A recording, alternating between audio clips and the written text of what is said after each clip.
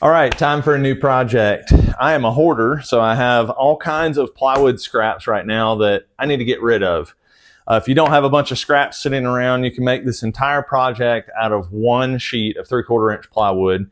And what we're going to make is a box jump. My son is getting into track and doing a lot of workouts of that nature. And I want something that he can use here at home. So I'm going to use my Power Pro 1.75 inch screws, as well as another Hillman product, some of their grip tape, anti-slip tape, and make a box jump. Let's get into it.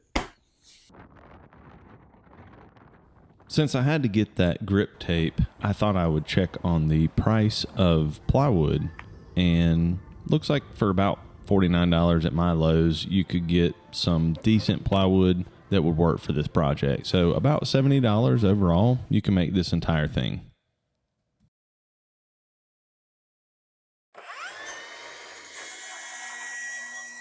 Since I'm dealing with scrap and I don't know how long this stuff has been kicking around my shop, I decided to start with a straight edge from the track saw. So if you don't know this trick, get some rigid foam, set it underneath, put your track saw down, and just cut straight into the foam. It is an entirely supported cut and really makes for a safe operation and very easy. I just put one straight edge on one side of each of these pieces.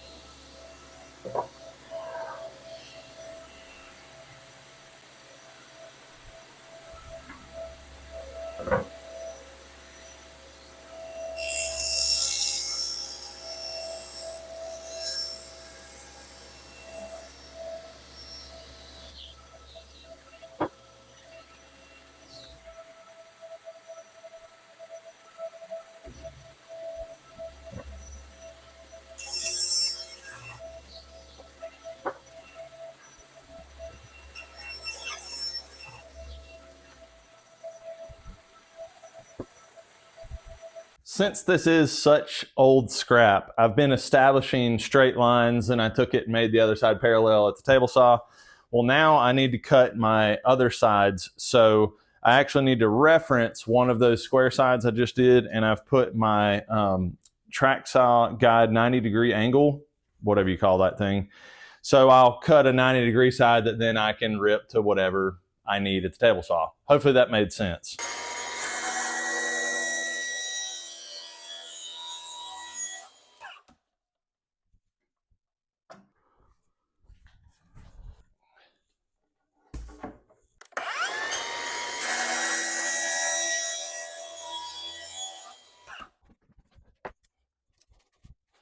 I will say this box jump turns out quite large, and you'll see that later on in the video, but I actually think it's a good thing because when you're jumping on something, if it has a little extra weight to it, I think that's a good thing.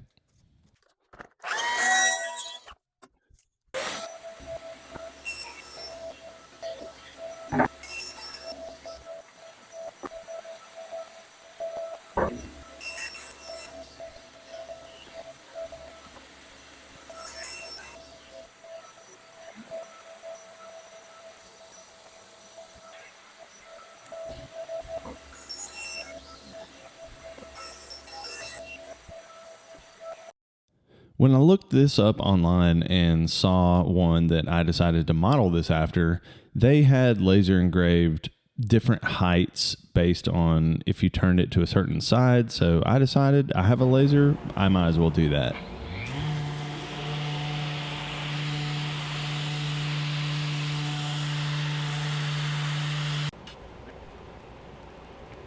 The two end pieces get a handle cut into them, and I didn't have any specific thing in mind for this. I kind of just marked it out and kept marking it out until I felt like it was right.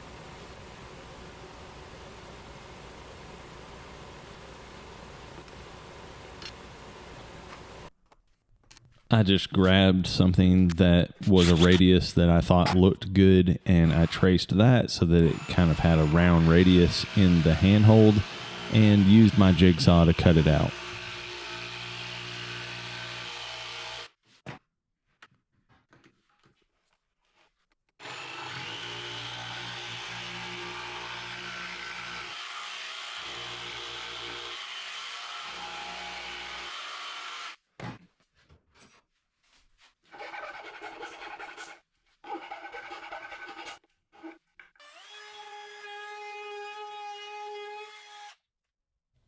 I eased the edge of this with a roundover.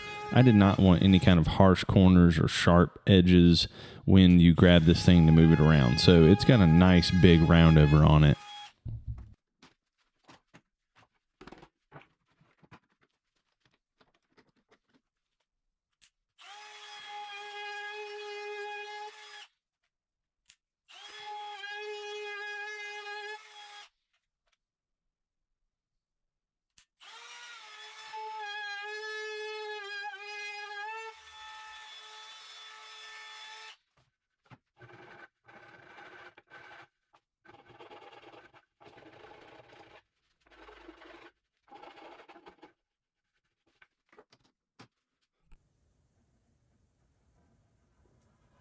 Now it's time for the glue up. I actually used a couple of those wooden screw clamps to just make sure these large pieces could stand upright. Applied a little bit of glue to one side so that I could put the cross piece over the top. I'm securing these with 1 3/4" Power Pro screws. I am countersinking these only because this plywood is seriously years and years and years old. It's been kicking around the shop in various forms for a really long time. Technically, you don't need to pre-drill with these screws, but being so close to the edge and that this plywood is not great and it's really old, I decided it was a good idea.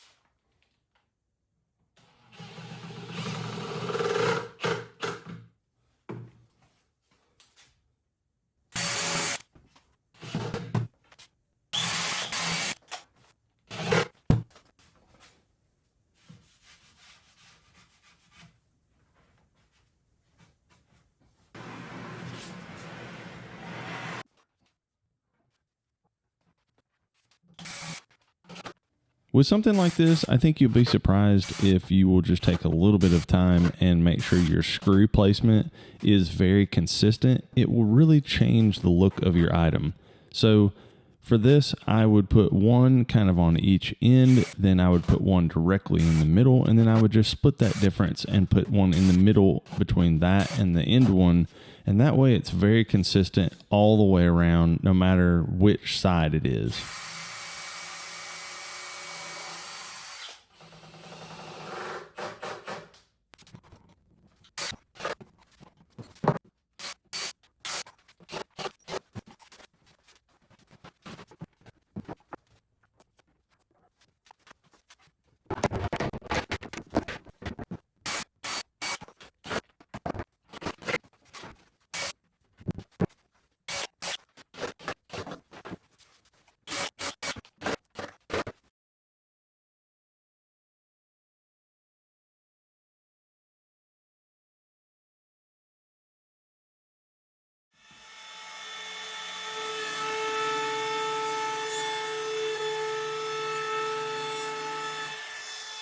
Once everything was finally assembled, I eased all of the edges with just a 1/4 inch roundover.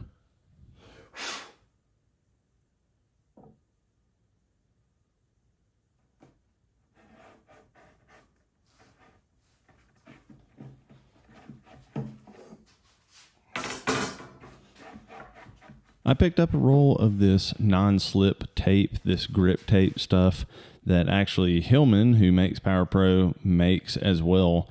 I just wanted to have a little bit of grip so when you're jumping on this box jump, your shoes have something to grab onto. I tried different configurations, some different designs on each of the different sides so that, I don't know, it would just hopefully stretch a little bit farther.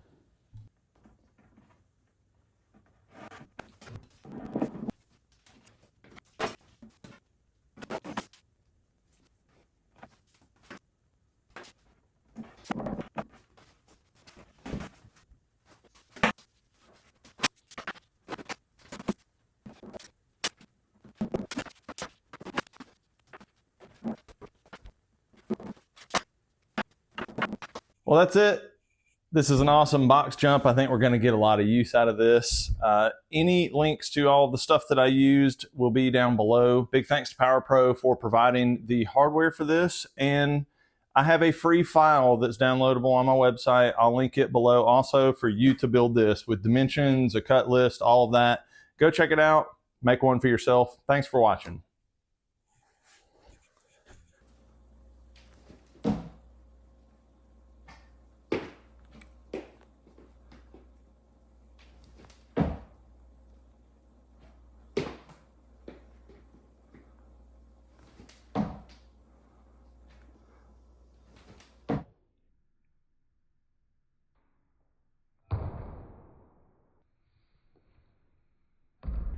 Oh, no, don't do that one.